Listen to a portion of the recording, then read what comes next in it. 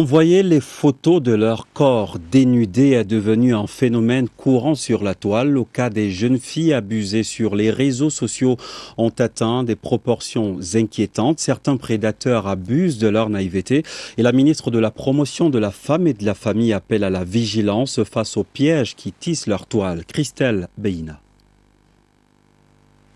Facebook, Instagram, Snapchat, TikTok, les réseaux sociaux sont pris d'assaut par la génération 2.0. Si on leur reconnaît des aspects positifs, il faut tout de même relever qu'ils sont très souvent détournés de leur finalité par une jeunesse qui s'en sert à tort et à travers. L'image de la fille camerounaise a été négativement associée ces derniers mois à des publications obscènes sur Internet, bafouant ainsi sa dignité et son intégrité morale. Sur le web, difficile de faire la distinction entre vie privée et vie publique. En un clic, les jeunes filles partagent leur quotidien sans filtre, allant jusqu'à dévoiler leur intimité par effet de mode. Une raison à cela, la quête de likes et de visibilité.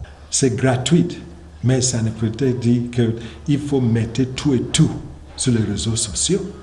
Il ne faut pas dire à tous les gens, je suis aussi à Messassi, demain, maintenant je suis à Olympe. Ce n'est pas nécessaire. Il faut utiliser les réseaux sociaux responsables. Face aux dérives du web et des réseaux sociaux, une prise de conscience s'impose. Tu peux envoyer les images avec tes amis proximité, mais ce n'est pas tout le monde. Quand tu vois les groupes de WhatsApp, les images, on envoie la forwarded many times. Ça, c'est le trap. Et cette image, ce n'est pas vrai. Les parents doivent également encadrer de manière sérieuse la génération tête baissée dans l'utilisation du numérique. À ces derniers de marteler, réseaux sociaux, attention, danger. Et en attendant, la semaine de la femme rurale déroule son chronogramme d'activité à Okola dans le département de la Leki. Un peu plus de 100 femmes viennent de bénéficier des dépistages du cancer et du VIH-Sida. Elles ont même chaussé leurs crampons à la faveur d'un mini tournoi de football. Ariel, Olivia Mebo et CRTV Centre. Elles étaient plus d'une centaine de femmes venues des villages de l'arrondissement d'Okola, dans la Leki, à participer à la causerie éducative organisée à leur intention.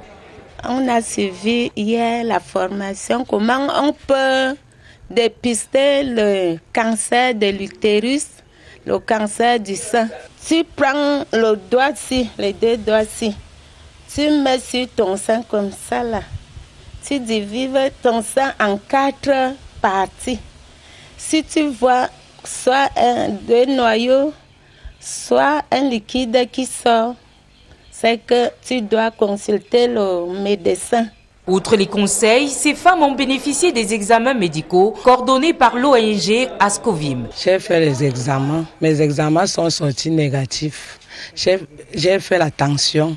Ma tension était 13, soit 5. On m'a dit que c'est bien parce que j'ai fait le sport. L'apothéose, c'était le mini-tournoi de football remporté par l'équipe Mvognama 2. Chaque jour, nous sommes au champ. Aujourd'hui, on a vraiment joué, on s'est amusé et ça s'est bien passé et on a gagné. Nous avons organisé cette activité pour montrer la polyvalence de la femme rurale, pour montrer que la femme rurale aussi a des capacités, elle peut jouer au football. Ce n'est pas seulement réservé ou ce n'est pas l'apanage de certaines personnes. Invité surprise de cette partie de football, le lion indomptable Rigobert Sombana. Autant d'activités qui visent l'épanouissement de la femme rurale.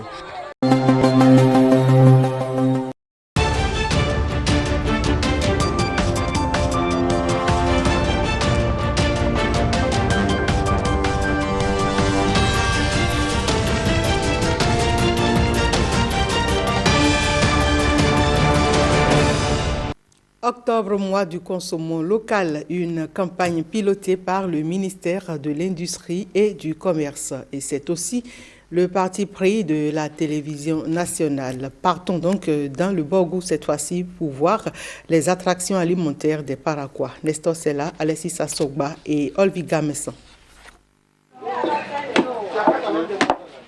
La consommation des produits locaux durant ce mois d'octobre est une recommandation de l'UEMOA.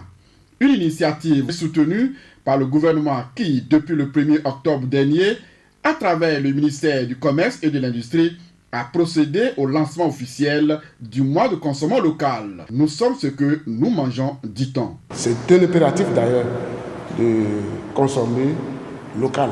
Donc on peut identifier certaines localités ou certaines communautés par leur savoir-faire. Et au niveau des transformations, au niveau culinaire, etc., pour vendre notre identité alimentaire culinaire, notre savoir-faire endogène. Ici, de Toubani, accompagné de la bouillie de maïs ou de mil, la Inyampile, dit Sokoro Andendi. Mes clients apprécient le manger que je vends parce que c'est localement bien fait. Je vends ici Waché.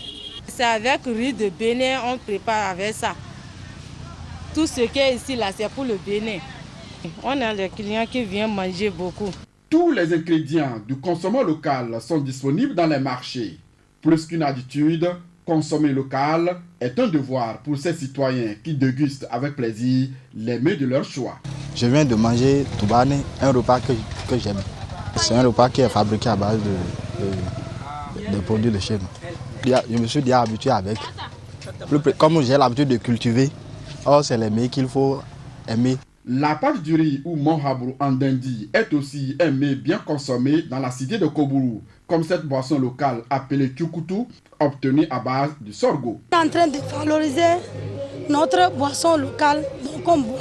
On a pris ça maintenant comme commerce et ça rentre pour les femmes de la Takora.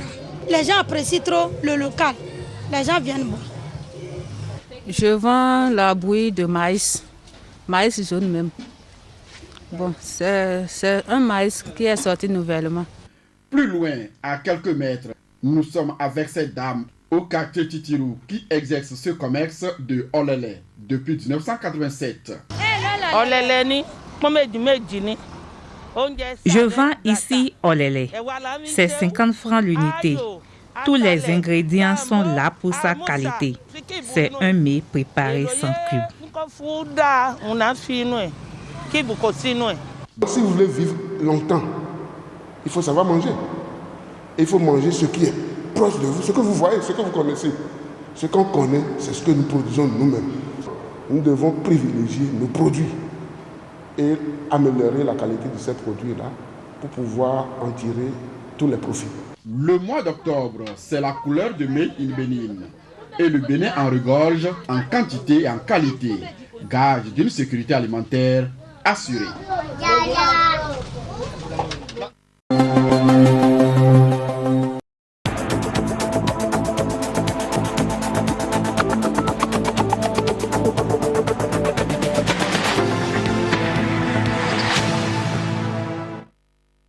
Et à présent, cap sur les Émirats arabes unis où le président de la République poursuit son séjour de travail. Denis Sassou Nguesso s'est entretenu avec la délégation de la National Holding Company concernant les possibilités d'investir au Congo. Le chef de l'État a ensuite reçu le ministre d'État de la Tolérance qui est aussi commissaire général de l'exposition universelle de Dubaï. Les détails de Laetitia Carambou.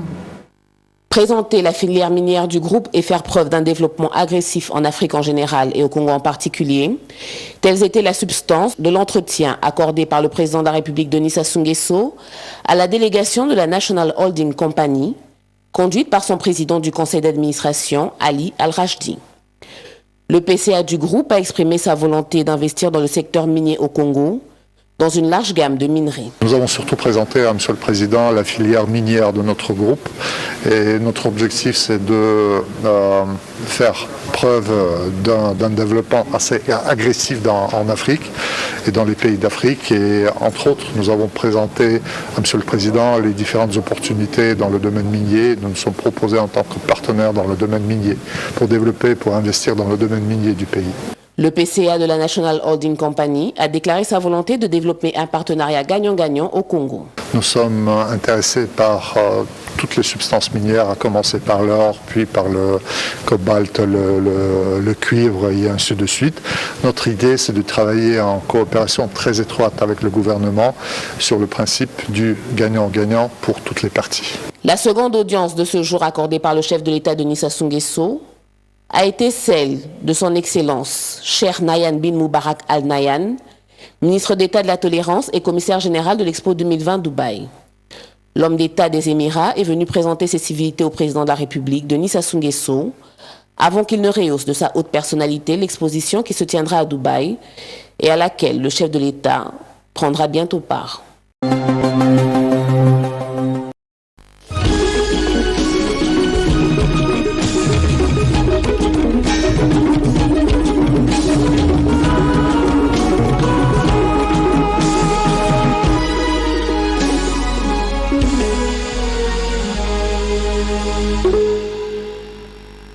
D'une conférence débat sur les moyens de paiement digitaux. Cette conférence est organisée par le cabinet d'Elliott à l'intention des acteurs de ce secteur et c'est le ministre délégué à la communication et à l'économie numérique qui a ouvert les 10 travaux. Yolande Kwara, Rodrigue Simangoy.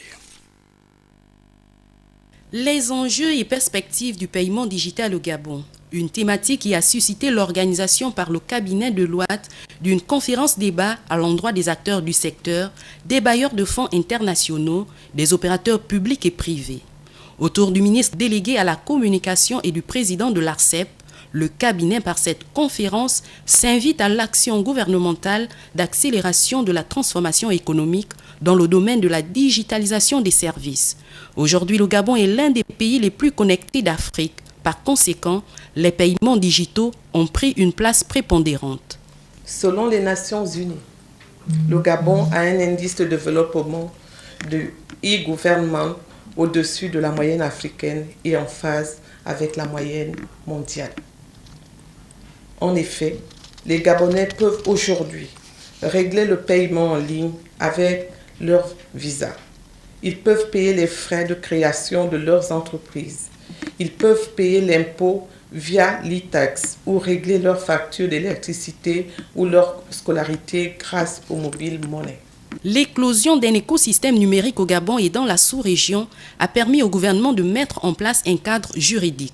Le Gabon a l'un des cadres réglementaires les plus complets avec une ordonnance sur la cybersécurité et la cybercriminalité qui couvre la lutte contre la fraude en ligne et par le paiement électronique, une réglementation sur les communications électroniques et une loi sur la protection des données à caractère personnel.